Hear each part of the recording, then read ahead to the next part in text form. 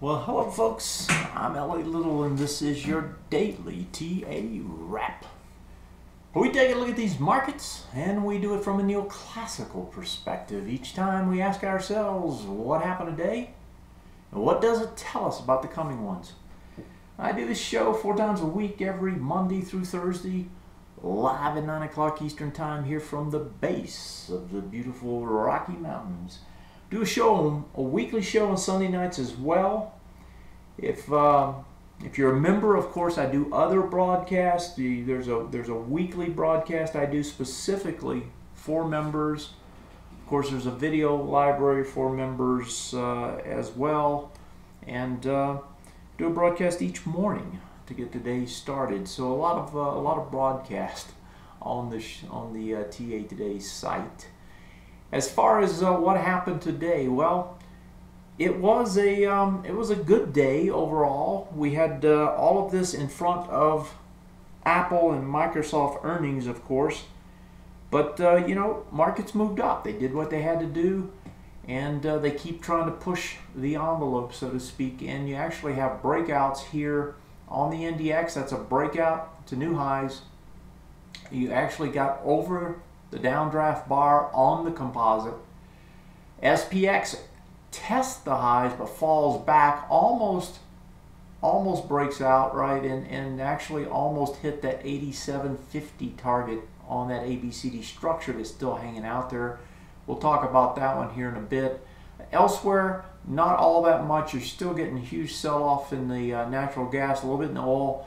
Big news, in my opinion, was the dollar strength. Euro totally breaks down today. I've been talking about that trade for a while, and it broke down today and is heading south, so to speak. That is actually going to be an interesting setup for a different reason, and we'll get to that here in a minute. But before we do that, let's pop over and take a look at the markets. Let's go through some of the numbers here, take a look at what we have.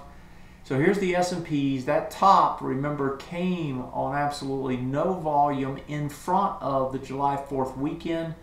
Now, if you remember, that was an early close. Just say it was a half a day. That would expand to roughly 39 on the number, and then you do 28 into it. So from that perspective, that's a failure. It's a failure on price, and it's a failure on volume. So from just the S&P point of view, it looks like we're going to get some sort of a stagnation retrace type trade as this tests the tops and it fails. That's the S&P. The Dow Jones, it was a weak topside effort on the Dow Jones, really didn't get anywhere. Tried to push up, didn't get any traction. Got volume. Well, actually didn't get volume, but you got a wide price spread bar off that top last Thursday. You're going back up to try to test it. Hasn't quite got to it yet. I don't know if it will.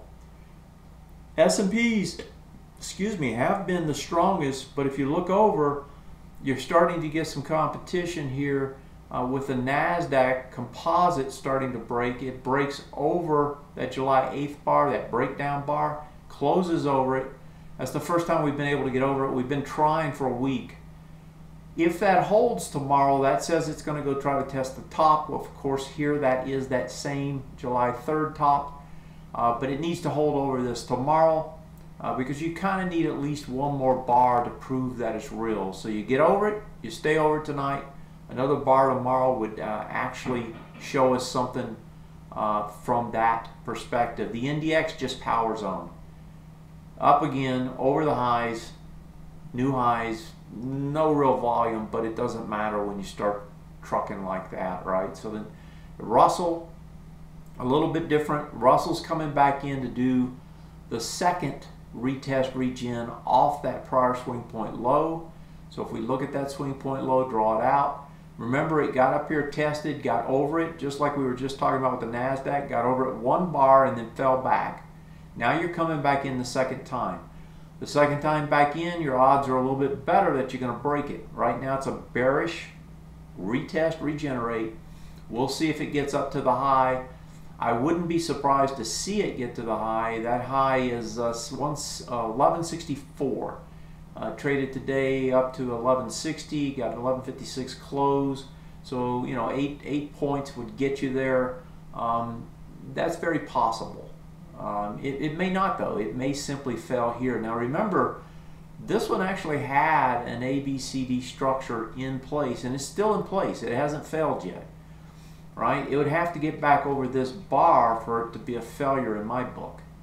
Right now, you may set up another nested ABCD structure, which, lo and behold, many times this happens, is going to have about the same target. So IWM, Russell, setting up potentially nested ABCD structures to the downside on a retest regen, a second retest regen. That's the Russell. So NASDAQ composite over the breakdown bar, tomorrow's going to be a critical day.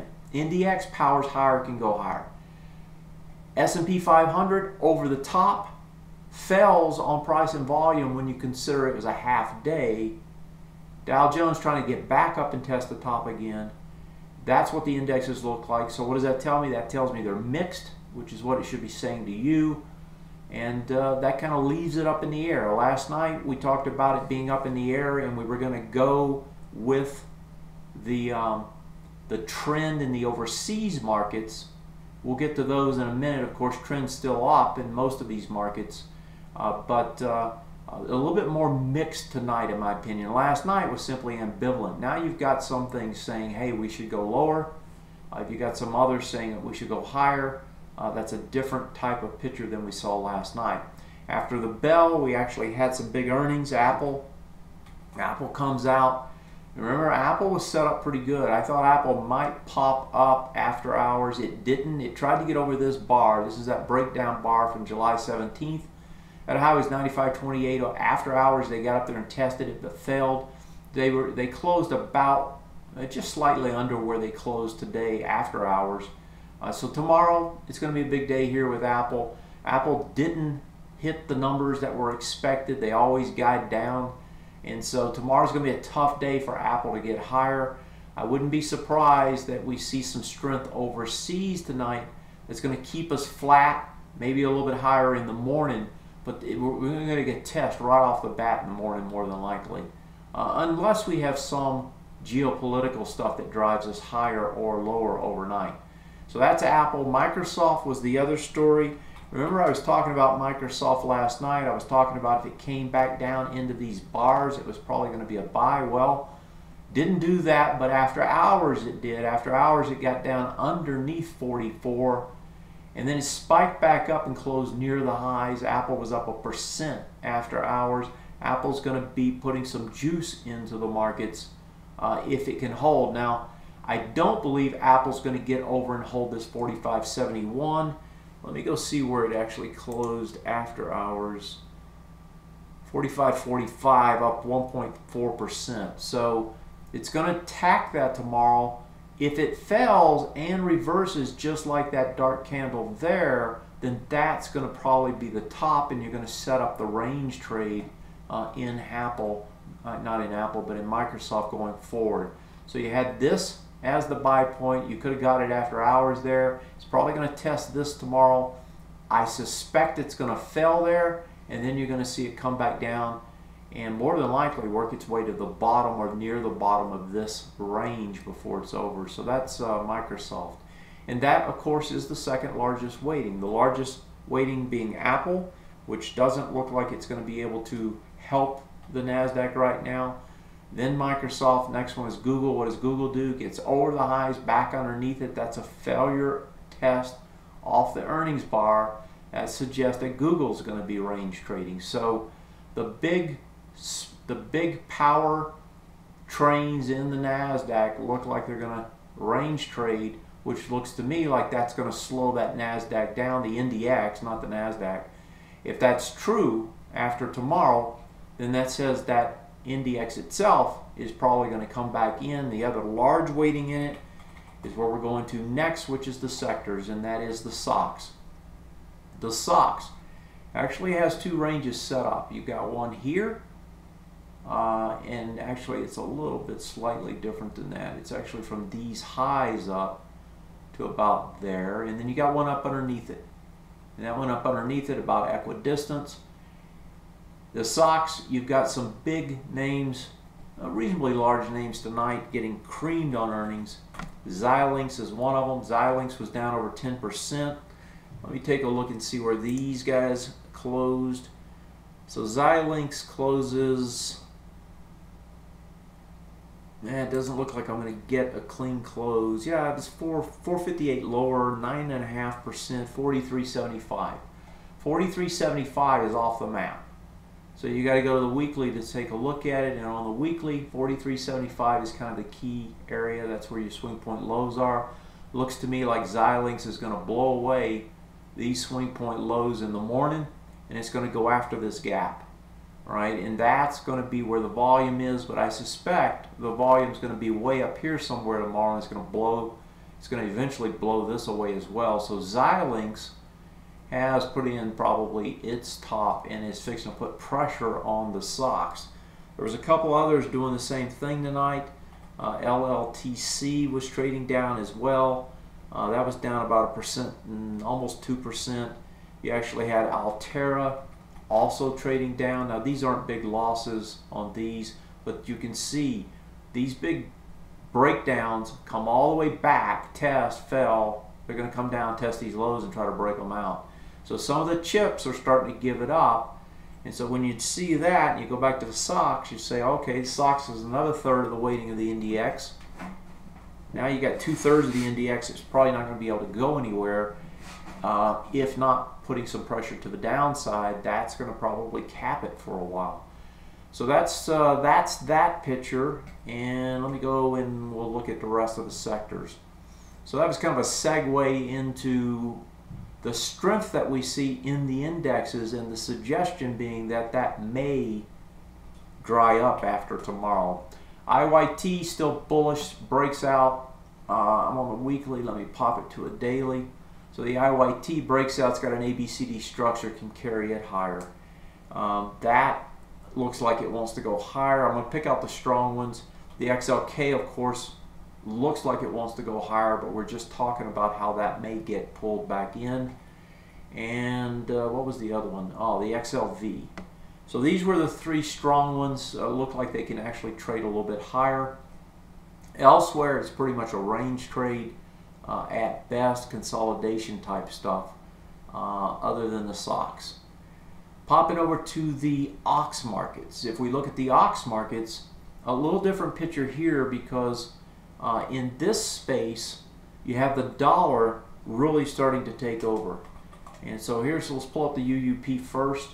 So the dollars, and it's hard here. I don't pay quite as much attention to the volumes because there's just this is a proxy for the currencies. Unfortunately, Forex doesn't give you volume, so you have to use the proxies to try to do this. But it never works out quite as well as I'd like, because you get these big spikes. So I try to pay more attention to price and trend here. This one looks like it's heading back up. You got a wide price spread bar. That June 5th bar was the ECB bar. On the dollar, are going to try to go test that. And if you pull this over and put it on a weekly, the dollar is trying to make its move finally. It's going to have a swing point high here, high volume swing point high, another one there. If the dollar can get over these two, the dollar is going to start moving. Now, typically, that's not good for large caps, because a lot of their revenues are coming overseas, and they get a currency hit unless they're hedging well. And it's also usually not good for gold and other commodities when the dollar gets stronger, typically.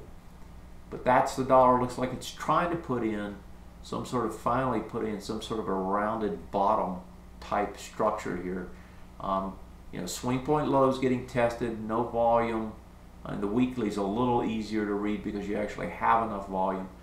Hammer reversal here, hammer reversal here. This looks to try to break out those highs. That's going to be the test as it gets there into this week or next week.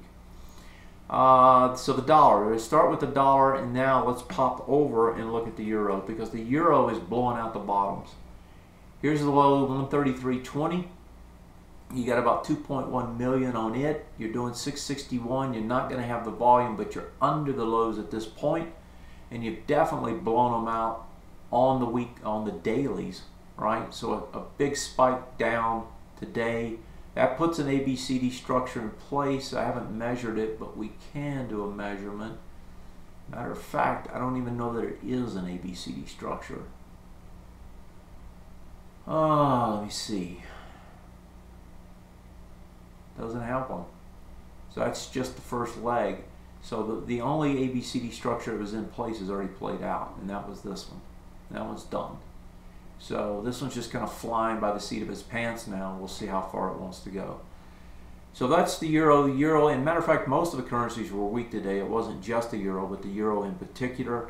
So then, when I talk about that should hurt gold, if I go look at gold, gold really held up pretty well considering the big spike in the dollar. Still hasn't got back up to test those highs. I still like the way this thing looks overall. If I pull it back and put it on the weekly, you're getting a retrace after a decent spike up.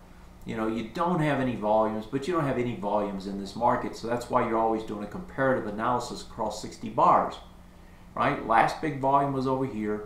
You're testing into it now, so if you draw that line across, you're testing into the highs of that low bar, and so far it doesn't have anything near the volume to try to break it back down. This does look like it's going to hold here, to me, right, this area. And if so, you're going to try to set up a large ABCD structure to the top side, which would take it back up to the highs. So that's the way gold is still setting up. I like the picture here. Silver echoes that. And what I really like about it, and here's the silver, what I really like about it is it's doing this despite the strong dollar, which is kind of a shall we say, an exclamation point, if you can do that. Bonds going back up to test the highs again. They're not going to have the volume either. 115.19 is that high. You're at 115.33. So on a weekly, you're over it. On the daily, you're also over it. And so now the question is, can you stay over it tomorrow? That will be the key. You know, it's a suspect breakout. If it stays over it, these things are going higher. They've got an ABCD structure here in place, right? They can take them up farther, and it looks like it's going to try to play out. So bonds still look bullish. Now, you know, yesterday I was talking about I sold out a short that I had, took a loss on it. Today I feel better about it. Last night I was kind of cursing about it, and tonight you look at it and say, well, maybe it wasn't such a bad move. Looking forward to the rest of the data here, let's look quickly at the overseas markets. Then, of course, I will take your questions. Anyone that's new, you can text me, 303-912-9110, or email me, support@tatoday.com. You can do this during the show or after, and I'll try to take your questions. If you go into live stream, get yourself a login, then you can type in as you see others doing on the chat bar during the show, and I'll try to answer those questions. Going back to overseas, breakouts. So this is the bullish side of things. If I go over to Asia, big breakout in the Hang Seng, volume comes in, they take out the highs, this thing's going to try to extend tonight. Hong Kong, same thing, breakouts over the highs, going to try to extend. And you just go down the list. The Korean markets over the highs, breaks out and holds. The Japan market back to the highs. It's going to try to break out.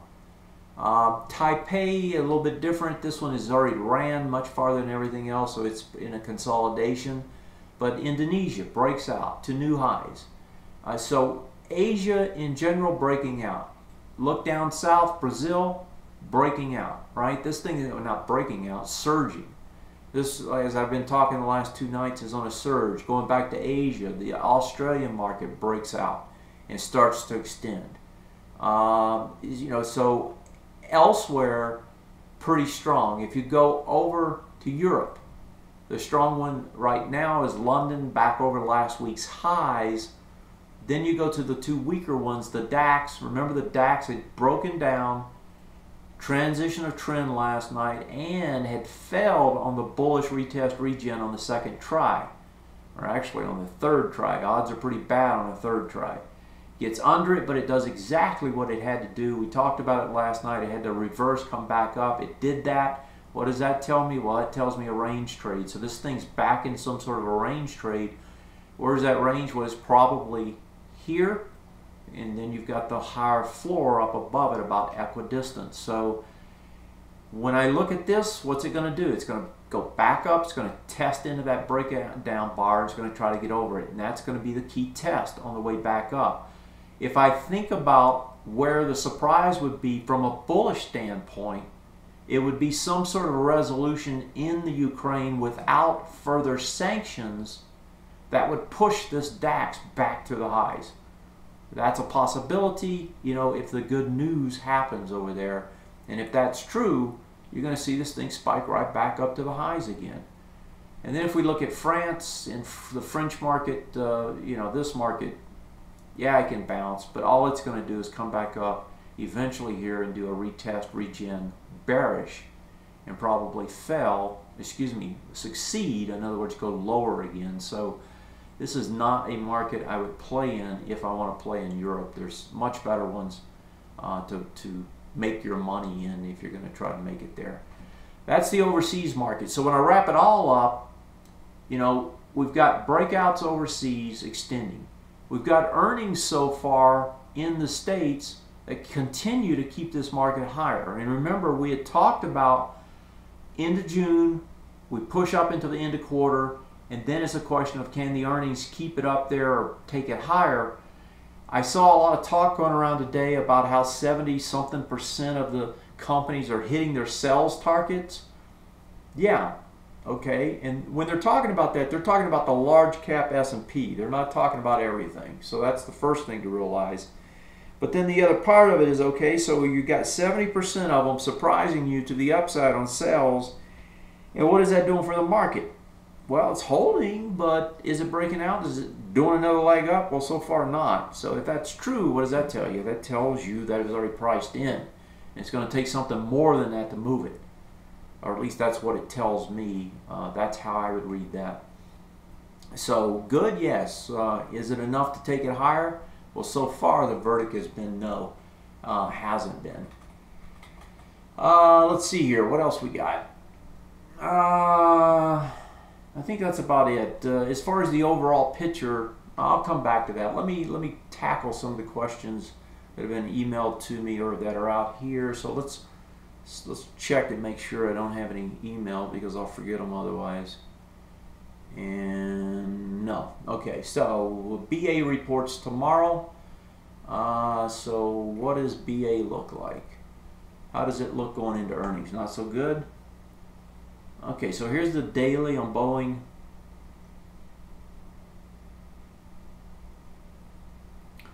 Boeing actually looks like it can bounce.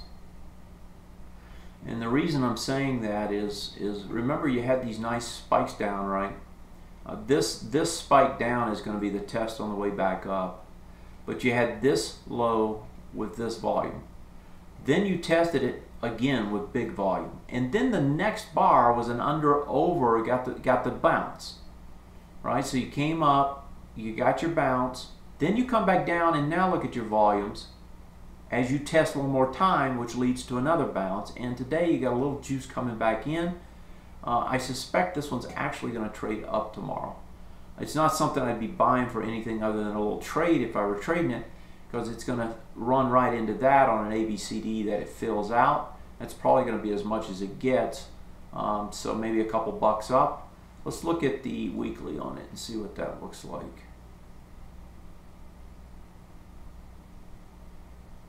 Yeah, it still looks okay. Remember, I think we looked at this before and we talked about this particular bar and the fact that we were testing into that bar as we were doing this. So Boeing actually does look like it can bounce here, and if you take a longer term view like the weekly, it's not as bad. And the reason I say that In other words, this may be the low. Who knows? Because look at your volumes, right? We were waiting to see how it tested here. Volumes didn't expand. Now, if their earnings are horrible and this thing shoots down, then of course that changes the picture. But assuming earnings come in okay and it holds or slightly works higher, this two-bar combination got under the low, the high volume off the top, got underneath it, back up on a hammer reversal, and that has held. And that's what has to happen on a hammer. Now you're testing back into these highs and holding, and you're testing with lighter volume. Those are all positives. So what can it do? It can come back up here and test this again. So Boeing may test all the way back up to here. I don't know that it will do it immediately looking at the daily, but Boeing doesn't look too bad. It doesn't look too bad to at least hold here and maybe work back up and test up there one more time.